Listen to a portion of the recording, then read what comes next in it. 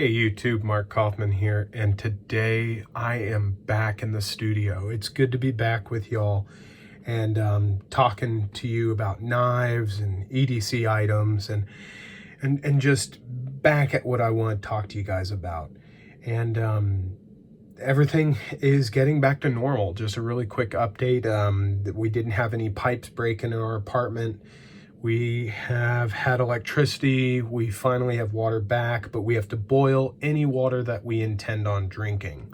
So I mean, it's not paradise, but it's better than most people. And unfortunately, there are people that have had it worse than us. So I've just been extremely blessed with the people I know and just how things turn out, and just it's fantastic. So I'm back. I'm ready to talk to you guys about knives, gear, and anything else you want to suggest. So here we go. And today is a doozy. I'm going to be talking to you about the Harbor Freight tactical knife. And unfortunately, this was actually going to be the original knife I was going to do. Can I make a $12 knife great? And it was originally going to be a video that was going to be titled, Can I Make a $7 Knife Great? And I still may be doing that video, but finally, after a very long wait, I've gotten this in the post office, and here it is. And I have to say, I'm a little impressed. It's not the most amazing knife in the world, but for what it offers, for the money, I find it to be pretty incredible. Now, this is actually not the knife that was recalled. I know that Harbor Freight had a recall on a pocket knife, but that was another model they had. This is actually their tactical knife. They had something else that was silver with... it looked really bad. This actually is somewhat appealing. I don't think it looks tactical at all. If this was a tactical knife for me, it would have to be a fixed blade. And something maybe a little more along the lines of either a K-bar or a cold steel counterattack. So this knife here cost me about $8 at the end of the day. And I'm not gonna lie, I've been really impressed with it. It's not performing really the way I want it to, which will tell you this, for such a thin lock bar right here, which is right in the middle, it's pretty tough to push that over. The thing that is impressing me the most about this knife is we have a pocket clip that it looks pretty substantial, somewhat deep carry. It's a very, it's a very strong pocket clip for what you paid for this. I'm impressed with the pocket clip. It's 4-way directional, tip down, tip up, left or right hand carry, which is pretty impressive for $8 or $7, how much you pay for it. I think they sell them for $5, but I picked this one up for about $7.85 or something. After at the end of the day, it was about $8 and so change. So, but the other thing that it offers is it offers a thumb stud opening, which I will tell you, I am helping that out. This is without any assist. Okay, that's without any help, but with a little bit of wrist, get my hand out of the way, a little bit of wrist and a little bit of force, it comes out no problem. So that's how it opens through the thumb stud, which, oof, I'll tell you this, the jimping here is pretty rough, and the lock bar is pretty strong. So far it's kind of eating up my thumb, but I can still close it. And you can open it left-handed. So, I mean, it's not like you can't have it left or right carry. I mean, it's boy, I don't know how you would close that left-handed though. So far that's working really good. Looks like it cut me. So first cut, there we go. That's wonderful. So yeah, it's sharp. The flipper works pretty well, but I will tell you this. Okay, 1, 2. Hey, okay, not bad, not bad. 1, 2. Okay, there we go. That's what I was expecting. 1, 2. Okay. Yeah, it's. Oh man, that lock bar. That is a really tough lock bar. I'm gonna put a little bit of wrist in it. 1, 2. Okay, with a little bit of wrist, it comes out no problem. I am probably going to be doing the same thing I did with the Schrade on this, except I am not going to be polishing the liners at all. The liners I'm going to leave. I'm actually going to leave this thing completely assembled, and I'm only going to disassemble the pivot. That's the only place I'm going to be disassembling this. I'm going to take the pocket clip off. I'm probably going to put the pocket clip right side, tip up carry, and I'm going to put in some washers. And these washers, if I had some with me here, they're in the other room, but I'm going to put some brass washers, and I'm not going to do stainless steel washers or stainless steel and then brass. I'm just going to be doing brass on each side. Primarily because I want this to wear in pretty quickly, and then also that's going to give a little bit of adjustment period since it's a softer metal and it's not going to wear out as much the liners here since they're so thin. I'm planning on keeping this knife. I'll just tell you that up front. I think it's fantastic. The only complaint I have right now, I'm actually not really complaining about the action. The action is actually really fine compared to other videos that I have seen it in, and this is out of the box. I haven't done anything to the pivot. I haven't loosened it, tightened it, nothing. The only complaint I have is actually the serrations and the thumb stud. So if you look here, the serrations are fine. They have just 2 large serrations and then 6 smaller serrations. Okay, that's not a problem. But when it comes to sharpening this, which I am going to be doing a video on how to sharpen serrations, but I have to do a little bit of experimenting on how I'm actually going to do that because I don't really like the options that are out there. So I'm going to actually create a new option and see if it really works. And if it does, I'm going to make a video about it. So that'll be coming up. But the thing is these serrations do not really work with this pocket clip. They don't really work because the way I'm actually planning on doing it is the Lansky system is fantastic. And with serrations, you probably could even have a better time of positioning your serrations and keeping the angle better that way. And in the system I'm going to try and make, it'll keep these angles very true, and you would be able to sharpen these up like they were brand new every single time. So hopefully that's going to work, but the thing is for that to happen correctly, I have to remove this thumb stud, which I'm actually thinking about doing. Not that it's a bad thumb stud, but I'm going to just tell you it really sticks out from the handle, and it's not that comfortable.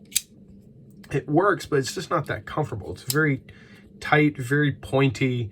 I wish it was this additional raise here was not there and it was a little more stubby, but it works just fine. But what I'm actually thinking about doing is removing this and then just calling up Benchmade and say, hey, I need a new thumb stud for whatever knife that looks good on this, and they'll probably send it to me, and then I can just put it on there and there we go. So that'll be a removable thumb stud that can be removed, and hopefully the system I'm going to make for sharpening serrations will all work out, and then I'll have a removable thumb stud. So sorry about the rant on how that's going to work out, but that's what I want to do. So yeah, the serrations work great, but just how I'm going to sharpen them doesn't really fit in. Of course, I could do the diamond sharpening rod and just turn it into the shape that I want, or do the slide. I don't really like that because most sharpening rods are like this. They're not the exact same size of the serration, so that doesn't really work out. But the system I'm going to make may help this out, but I'm going to try and figure out how I'm going to do it. So that'll be in another video. The other thing, it's not really a complaint. I kind of expected it, but the blade itself isn't as sharp. I mean, yeah, it cut my finger, but I mean, that was kind of like the point, went into my finger. But the blade itself is not that sharp. Now, one of the things I'm going to be doing is I'm going to be putting a new edge on this knife. And when I do that, I'm actually going to put it on the Lansky. And then one of the tricks I do for sharpening partially serrated knives is I actually put a clothespin right here. And when I actually have the Lansky arm going back and forth, the clothespin actually does a great job of keeping it on the track of the blade, and then it doesn't touch the serrations at any point. Even when I flip it over, it will not do it. So that is a little trick that I learned, and that's something I'm going to be doing either tonight or tomorrow. So yeah, the other thing I wanted to talk to you about, and I had seen it in a few other videos, I haven't owned this for a very long time, maybe only a few days, but the G10, which this is actual G10, do not watch the videos, but don't take their word for it. Some people say this is plastic. Some people call it FRN. This is actually G10. You can see the layers of G10 there, and it is very, very, very coarse G10.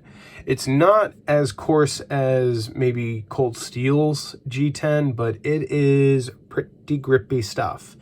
And it's already ripped up my pocket pretty good. I'm probably going to take some very light sandpaper and knock some of these edges down, but it does a wonderful job of keeping the knife in place. But the thing is that I have noticed is this knife, I mean, I don't call it tactical. This is a pretty small knife. Let's see. Let me see here. Let me get my, let's see how many millimeters long this blade is really quick. I haven't even measured it. I don't remember if the box actually told me what it was.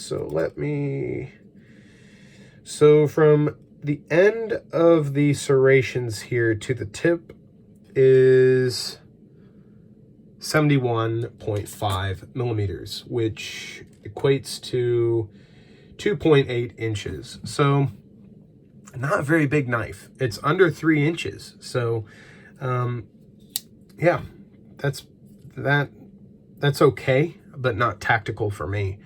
The other thing I'm going to be doing, and this may just be because it's been sitting in a box, I'm going to put some mineral oil on the G10. It looks a little gray, a little dried out. You know, sometimes if you put mineral oil on G10, it will actually enhance some of the layering, maybe even darken it, make it look richer. I don't know, but I think it would definitely do well with some mineral oil on there. But other than that, I mean, I'm really impressed with the standoffs. The standoffs look really strong. There's some reverse jimping here for your reverse grip. Oh, let me get the knife open here. So for your reverse grip, you've got some jimping here.